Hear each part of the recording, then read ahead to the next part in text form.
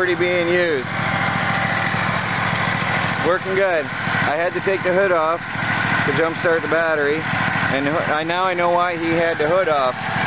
The hood doesn't stay on very well, so I got to figure out a way to keep that on. I think what I'm going to do is put a big washer on the end of that bolt that keeps the hood on, and then put a piece of rope from there to here so it'll lift up and stay there. Because right now, you try to lift it up and it just falls right off. So I left it off to the side for now. I'll just keep this tarped until I get a proper storage space for this. But it's running well. The only problem is the battery's dead. The battery needs some restoring. But I'm flat broke till the end of the month, so I've got to just deal with it. So I'll be jumping it with the truck. So I got the hood open on the truck. Just jump the battery every time I need to run it and leave it running while I'm working. Waste gas, but I've got gas on hand and no battery, so that's how it is. But it runs. It's running good. And that came with it. I got that and a snowplow when I got this machine. That's some serious ground clearance. That's a good machine. It's a really good tractor. Good workhorse. The little generator out, running my air compressor. I was going to get this running today, but I don't think that's happening. I drained the gas, which looks pretty horrible actually, and took off the carburetor. Now I've oiled it up because everything's dry, everything's gummed up bad, and the needle for the gas flow is seized up inside there, and there's some kind of black goop in the nozzles anyway. I don't know if this is going to be restorable. It's all rusted up bad inside, all the way through. So I might have to get a new carburetor for that, which is a bummer. Figured I'd get this running today. But at the worst case, I mean at the best case, I need one of those gas valves no matter what. But this thing is rusted on so bad, I don't know. Anyway, I'm going to run the air compressor and see if I can clean it up a little bit. Put some air in these tires.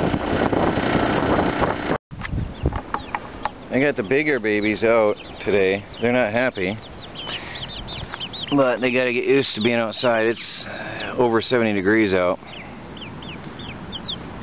The gray ones are usually quite friendly. Right now they're all huddling up. Wonder if they're going to take a nap. They've been all over picking at grass and eating weeds and stuff, but starting to get them to learn how to scratch and fend for themselves a little bit, like the big boys. No, the small, yeah, they're going to sleep. They're starting to take a nap. All the little tiny ones are still up in the porch of the landlady's place, and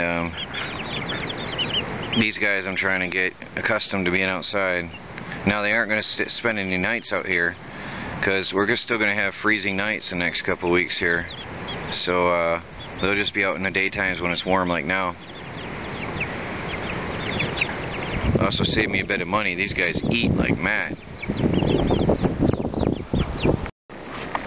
The wind is horrible right now. It's gusting through here in places. And I was working inside the old camper, and the wind ripped the top window right off the camper. I don't know if you can see it right there. The wind ripped it right open and destroyed it. It won't work anymore. I put a log on top of it. It's been broken. So that won't work ever again. Of course it doesn't matter, but that's strange, the timing of that being ripped to shreds. Look, there's a piece in here. That piece, and it was closed. I just can't believe it. Ripped that right open. The wind is insane in the whole camper. The metal in the frame is shaking and shuddering with the winds blasting through here. It's really powerful, but it's a mess in here right now. I'm packing because don't forget, this is where I lived. This was my home, and everything I owned was in here. So right now I'm packing everything up in boxes. I've got some Sterilite containers over there and some empty boxes I'm using. And just trying to get all these, had all my dishes and all my kitchen goods and all my paper towels and cleaning stuff and Tupperware containers, and up in there is entertainment stuff. This thing is loaded, and everything I own is in here pretty much, except for just the basics I got in the RV. I didn't move out yet. So I'm packing and getting ready to get this thing torn down. This old guy is serving me well. I've got the trailer open. It's going to rain, and I'm going to put the hood back on this for now and put a tarp over this to take care of it. But well, when I'm done with it today, that is. It's going to rain tomorrow, and we might even have snow. After 80 degrees yesterday, we might have snow tonight. How weird. So it's good. Free equipment. Good stuff.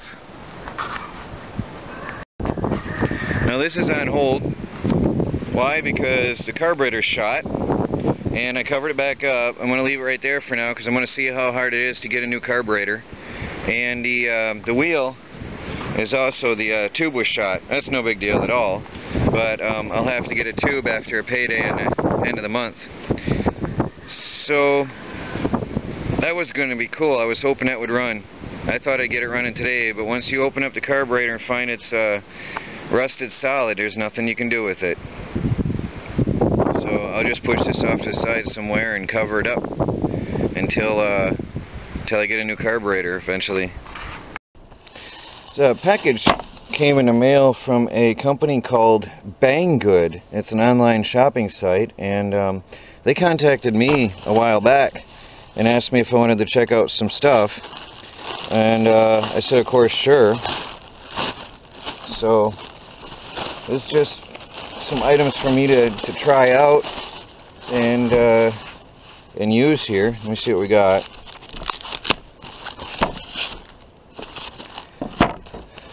Definitely from China.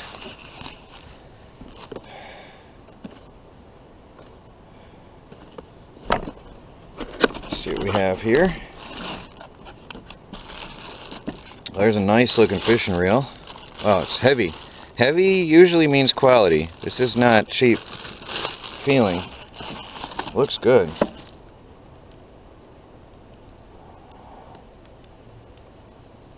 Let me see. It's solid metal. That's all. Mostly all metal construction. You can feel it. That's all metal. Very nice. I definitely like the heft of it. I can't wait to try this out. Nice smooth feeling. Well, there's a nice fishing rod. Look at that for quick takedown. Now that's something I've never seen, to be honest. Not bad looking. Alright. Fishing season is here. It is time. Let's see here. We got a wrapped up package here.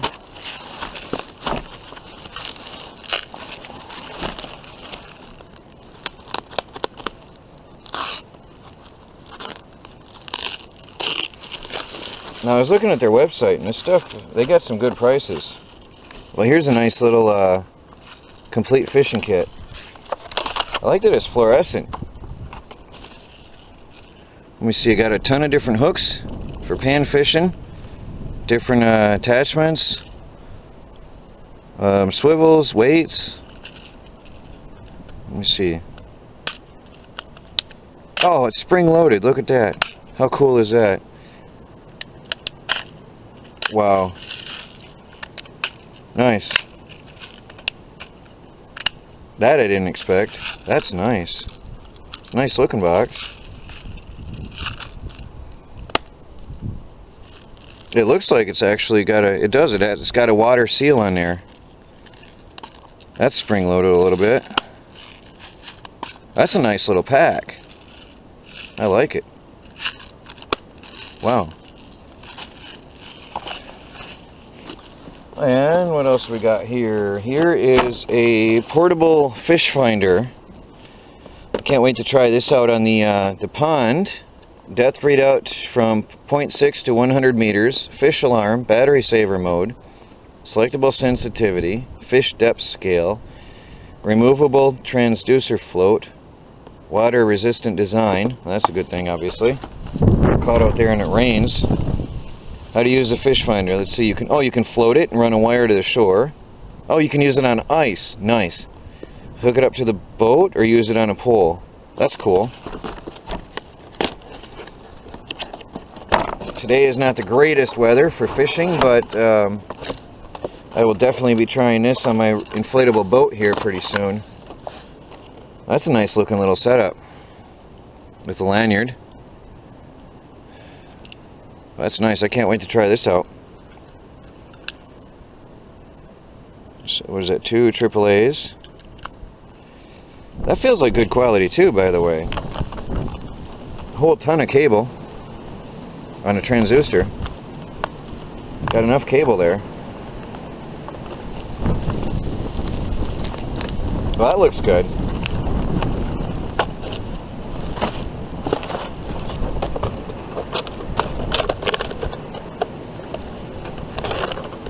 Oops.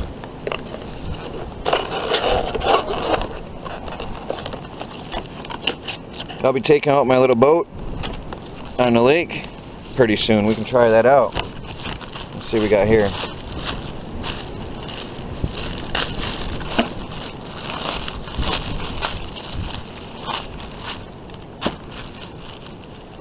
Let's see, we got a little sheath.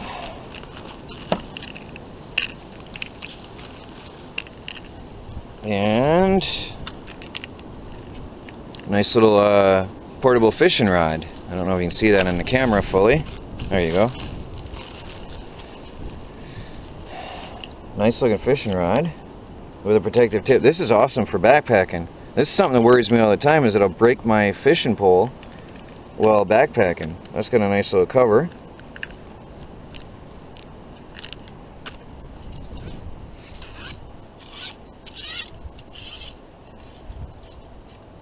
Feels good. I like the feel of the rod. There's no way you're going to see that, but the thing is long. I don't know. I'll have to look. What's it say on here? I think it's about 6 foot. Let me stand it up to me. It's just over 6 foot. It's taller than I am. Up from the tip to the end. What do we got here? Don't tell me we got a bonus here. I wonder, can you store something in there? I could almost store something in there. Handle opens up. That's sort of cool. I've never seen something like that on a fishing pole.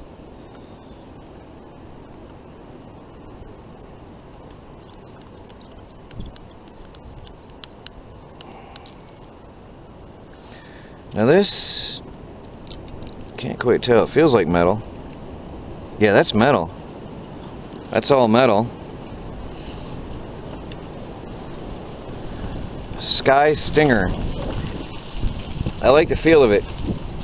I'll be trying this out here as soon as I get a chance. I like the feel of it. It's very light and sensitive feeling. Well, now I can't wait to go fishing. I think I'm going to go fishing here in the next day or so if it doesn't rain. We'll see how this weather looks this week. But now I'm excited. Well, thank you very much, Banggood. Some good stuff here. Some really nice stuff. Got the fish finder. Got the little fishing tackle kit. And a really nice fishing reel. That is a very hefty fishing reel. I was looking at their website. The prices are nice. I have to be very honest. The prices are amazingly affordable on their website. And I'm not just doing that. I'm telling you honestly, from my own browsing, I spent a couple hours on their website throughout a couple of series of nights, and their stuff is affordable. I'll check out the prices on this stuff later for you guys, and I'll post it on there when I bring this back out again. And I'll tell you what all this stuff costs. I'll have to look it up on the website, and I'll let you know. But I like it. I like their company. I wish I'd heard of these guys a long time ago.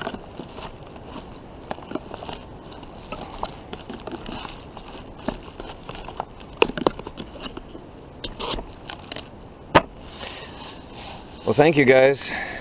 Looks good. I can't wait to get out there. Well, I've got a friend on YouTube, Paul, by name, and he has asked me for some numbers, and since I'm working on this one as well, this go-kart here, I just want to show you. Let me see if I can get that in there.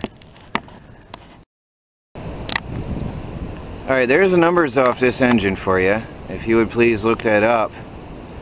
Engine model, family, displacement, all the details right there.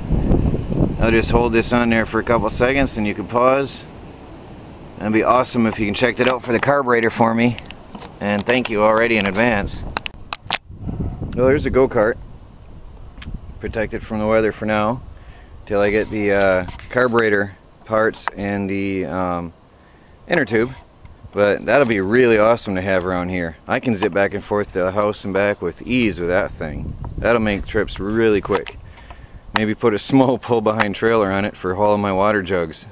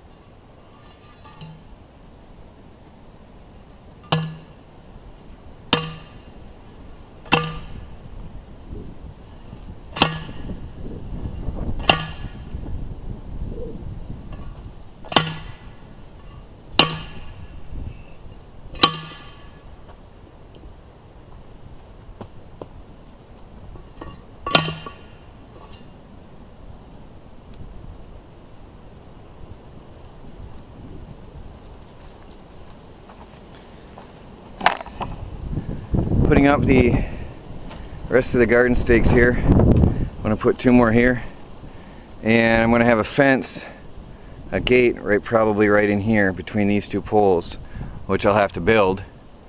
But hopefully I have enough deer netting left. I'll see how it looks here when I start pulling out the rest of the scraps. I can do this last wall here, because the deer they're getting in here. I've noticed footprints up in here the other day. They're grazing on the nice green stuff here. They're not coming through back in there at all anymore. They're bypassing all that, but because I didn't put up double strands up here, they're coming through here and grazing right here. So I also have the fence, well, I got to reinforce it back here anyway. I'll be doing that soon enough, but for now I got to get this garden fence up before I plant anything first.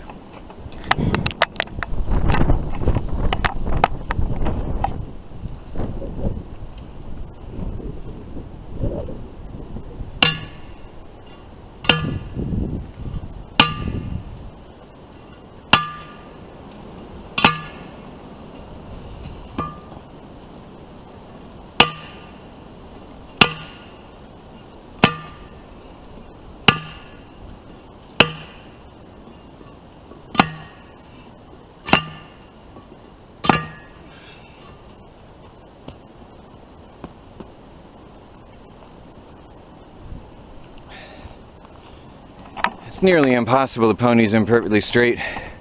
You hit a rock down there and there's nothing you can do. But I guess it doesn't matter. Just got to be done. So I got to cut 1 more pole and get my sawzall. 1 more post in the middle here, and then I'll string up my deer netting and see how much I have. We'll get this up.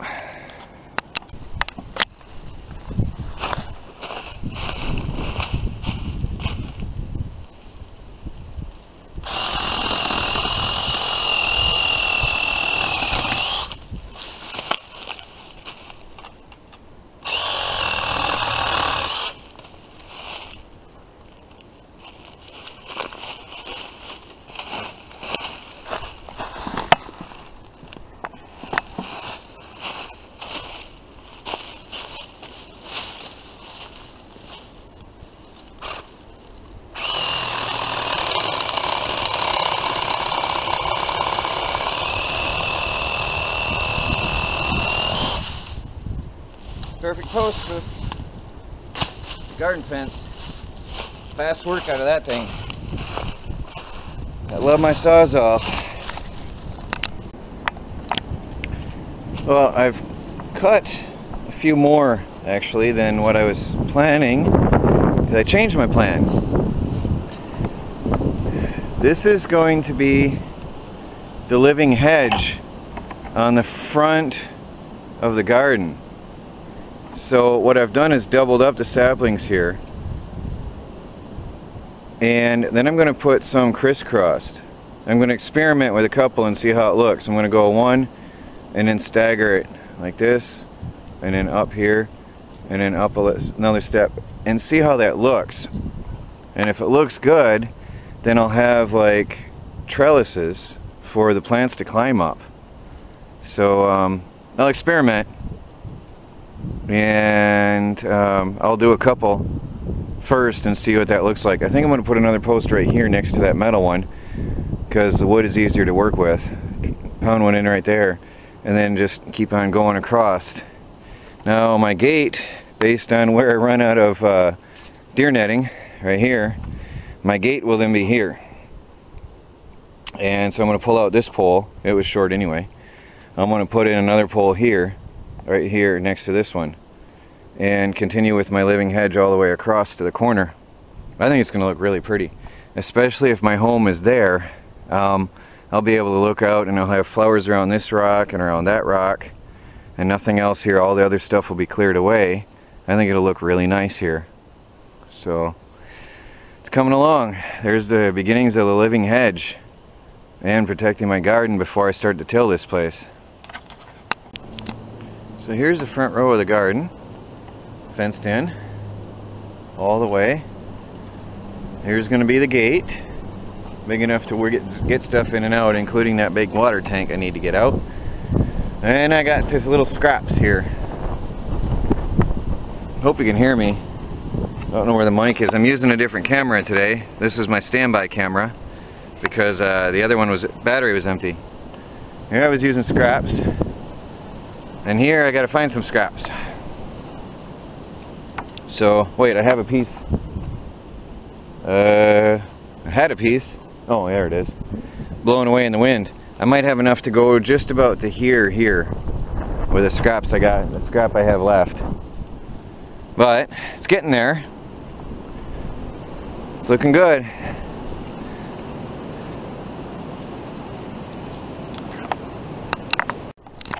There's the beginning of a living hedge. I'm actually liking this more than the deer netting. I really like it. I think I might end up doing that all the way around the garden, but it's a lot of work. So I'll work inside the deer netting with time and extend it. That looks incredible, I think. That's amazing.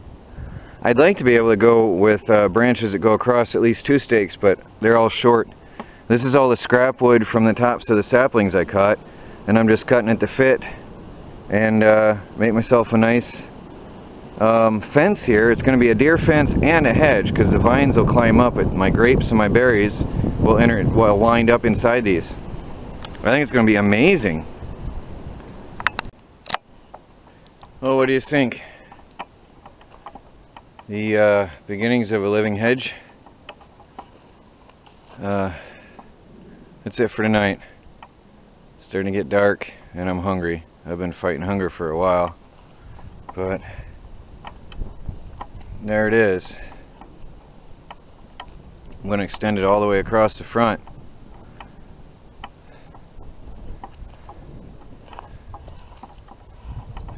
I think it looks good. Let me go around inside.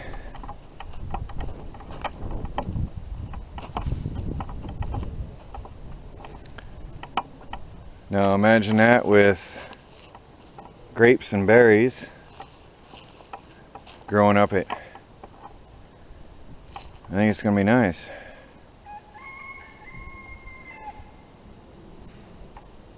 So I like it. Now the deer netting is going to be necessary. I was thinking I could just remove the deer netting afterwards, but the deer will still be able to eat the young tender plants and sprouts and shoots of them. So the deer netting will have to stay there for protection. Maybe, who knows, maybe in the future. But for now it's necessary. I think it'll look good. Because here, where you can see the branches going across, you can hardly see the deer netting. Stops right here. And it goes across. So I think it'll be fine. I think it looks good. Tell me what you think, everybody.